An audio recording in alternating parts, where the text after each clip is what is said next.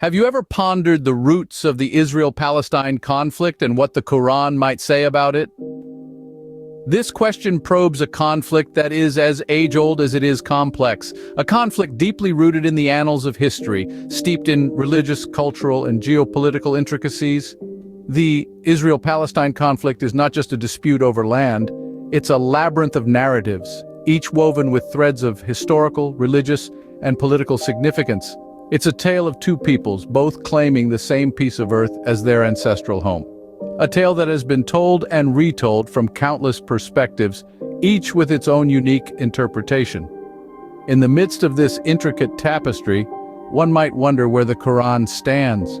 What does this sacred text of Islam offer in the context of this enduring conflict? A question that deserves a thoughtful exploration. Now let's delve into the Quran's perspective on this enduring conflict.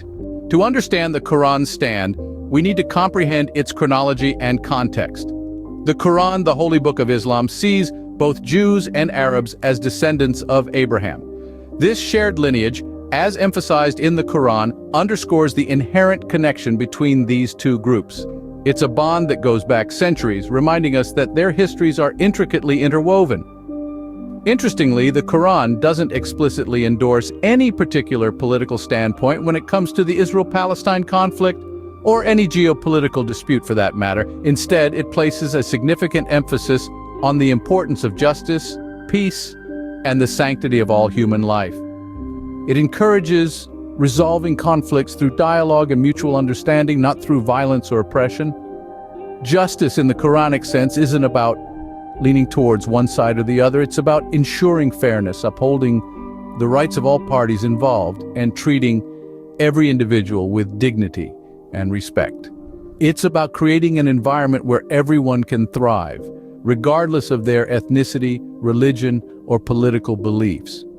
Peace, as stressed in the Quran, is not just the absence of war or conflict. It's a state of harmony and tranquility that allows for growth, progress, and communal solidarity.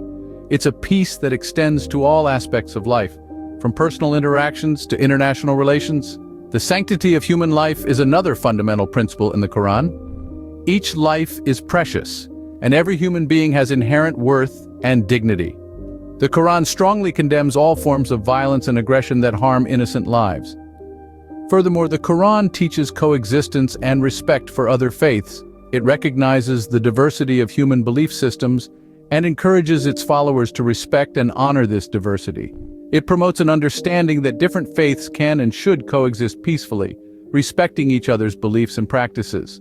So, the Quran's perspective isn't about choosing sides in the Israel-Palestine conflict, or any conflict for that matter. It's about promoting a world where justice prevails, peace is upheld, and every life is respected. It's about fostering an environment where different faiths, cultures, and ideologies can coexist harmoniously. To sum up, the Quran's perspective on the Israel-Palestine conflict is quite enlightening.